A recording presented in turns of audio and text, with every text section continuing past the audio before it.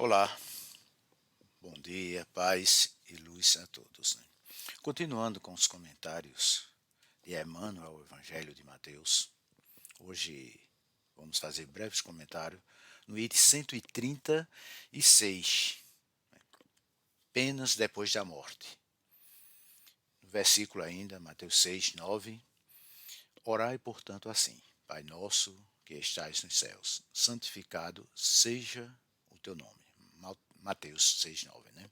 Esses comentários nós estamos extraindo do primeiro volume do comentário de Emmanuel, Evangelho segundo Mateus. Aqueles que ainda não o possuem, eu recomendo que adquiram, que aqui está de uma forma bem didática, separados os comentários ao Novo Testamento. É espetacular estes comentários, porque Emmanuel nos faz umas aplicações espirituais bem interessantes, né? Então veja o que ele nos apresenta aqui neste comentário de hoje. Penas depois da morte, né? E assim ele inicia. Diante do antigo dogma das penas eternas, cuja criação a teologia terrestre atribui ao Criador, examinemos o comportamento do homem, criatura imperfeita, perante as criações estruturadas por ele mesmo. Bem, meus queridos, evidentemente a criação do ser humano apresenta aí interpretações bem diferentes. E neste comentário, Emmanuel nos apresenta uma questão que é muito interessante, uma reflexão bem, podemos dizer assim, peculiar. Vejam, Deus nos criou a todos. E, evidentemente, a criação de Deus é perfeita. Nós, seres humanos, fomos criados simples e ignorantes, como espíritos, mas nós temos a oportunidade de irmos evoluindo cada vez mais. Então, se Deus nos criou, Ele, dentro de um pouco período de tempo, de uma encarnação, seria dado para nós um destino final de salvação ou perdição. Neste comentário, Emmanuel apresenta algumas imagens, através de parábolas, da criação dos homens. Por exemplo, né? Cria-se navios. Então, quando o homem monta toda a estrutura para a fabricação de um navio, ele também já monta toda a estrutura de conservação, de reparo, de avanços para aquela embarcação, para que ela possa ir evoluindo.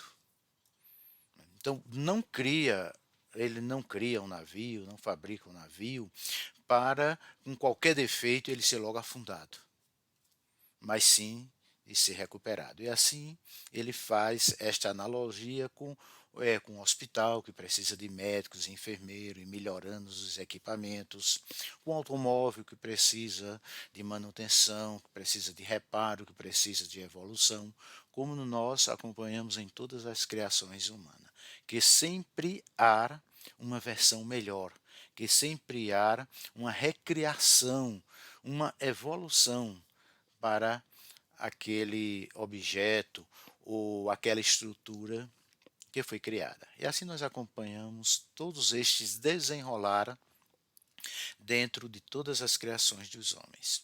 Mas ele aqui chama-nos a atenção exatamente para esse comportamento do homem que criou certas estruturas por ele mesmo.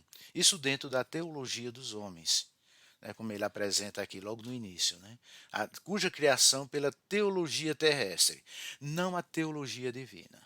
Na teologia divina, todos nós somos criados para sermos eternos e termos a oportunidade de nos reciclarmos. Por esse motivo, nos apresenta na mensagem de Jesus que nós sempre temos a oportunidade de sermos perdoados, de resgatar as coisas do passado e assim nos arrependermos e desfrutando de uma nova vida, uma nova experiência.